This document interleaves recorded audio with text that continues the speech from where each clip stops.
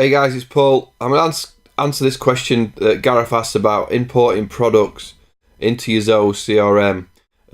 I sell capital equipment, trying to import my CSV database into Zoho CRM. Plus, the database holds information on sold equipment such as the product type, serial number, service agreements against a specific account. I initially thought I could import products, but there is no way that I can see to associate a product to a specific account. And then I tried importing accounts, contacts, account, product with no luck. So in let me save this because I've just been playing around. In Zoho, what you're saying is you want to be able to see, when you go to accounts, you want to be able to see products associated to that account, right, in products.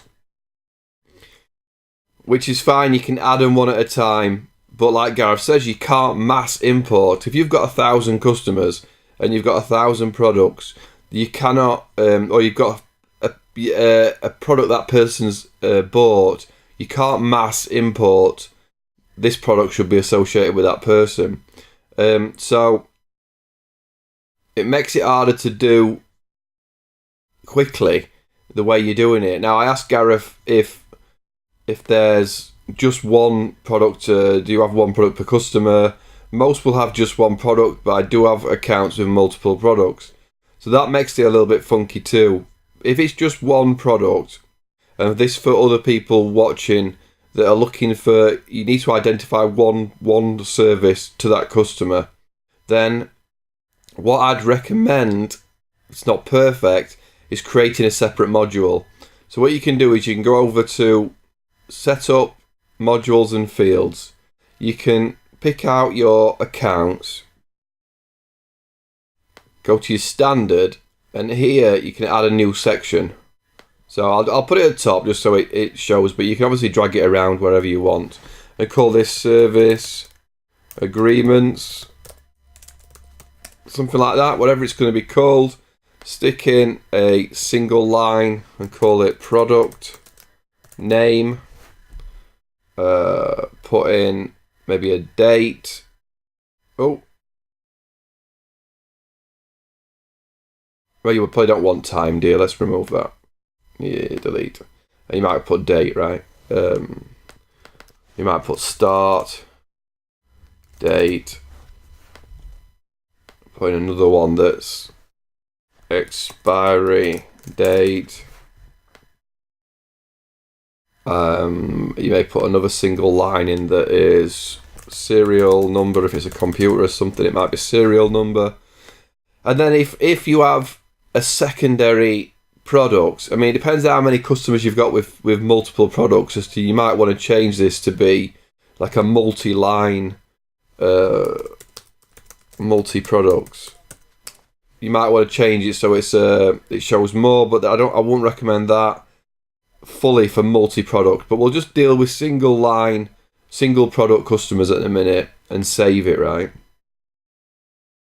So now we're talking how you're going to import that. If you now go back to setup and export data, and you go to accounts and export, you're going to have in this CSV at the end the fields now showing, look, multi-product, product name, product start. So you've got a spreadsheet that you're going to have to link to this account, where when you import the spreadsheet that is for importing accounts, so basically you're going to go accounts, import, sorry, a big button that says import accounts, and you download this file. This is the information it's looking for to import.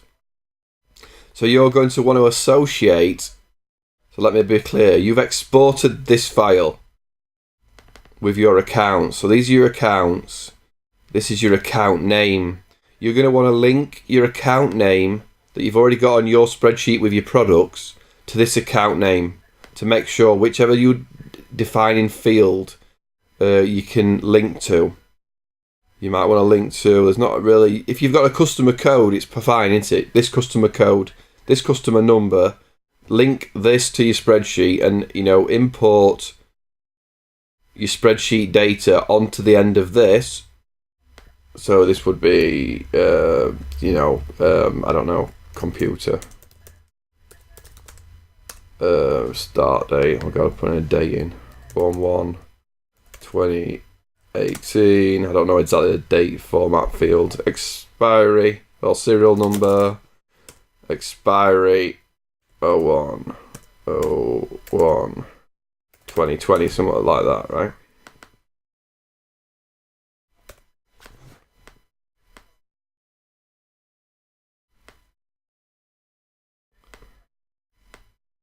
So it would obviously you're getting that you've got a list with all your products, with all the products and the serial number. So you need to tie it to the account and put it on this import document, right? So now when I go back to import and go browse and click on accounts,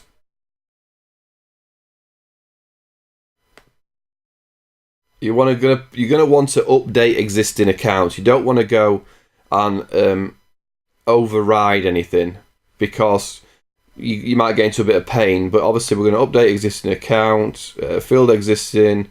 So I would put account ID if you've copied that document that I've just downloaded and you're using that, because the ID itself will be better, because you might have a couple of accounts that may have the same name.